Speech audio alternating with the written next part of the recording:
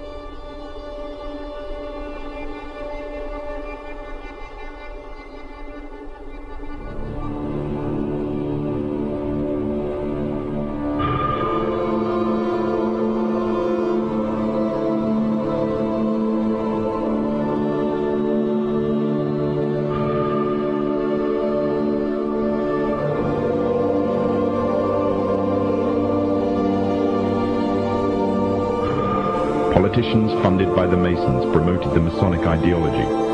The secret lodges of the Masons were open to members of the French army.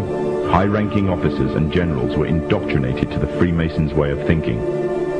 With the people, the politicians and the military of France under Masonic control, the Masons could finally strike. Freemasonry has worked in a hidden but constant manner to prepare the revolution.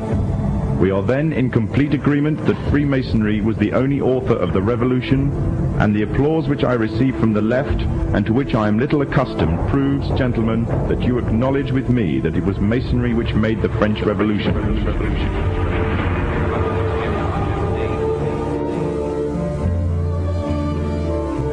When the so-called founding fathers of America landed on Plymouth Rock, not only did they bring with them disfranchised people, they also brought the Freemasonic elements of Europe.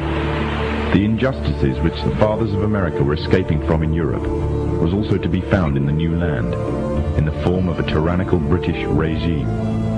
In order to gain complete dominance of the new state, the Masons used the same methods to gain control of France. Although the British monarchy was run by the Masons, the American War of Independence was a necessary action, and the people involved in the war were expendable for the Masons to fulfill their dream. Emotions of the people were manipulated into anger, and just like France, anger turned into war. This time, however, previous mistakes would not be repeated. The near defeat the Masons faced against Napoleon and his army in Europe taught the Masons a lesson. Any forthcoming leaders of the resistance must follow the Masonic agenda.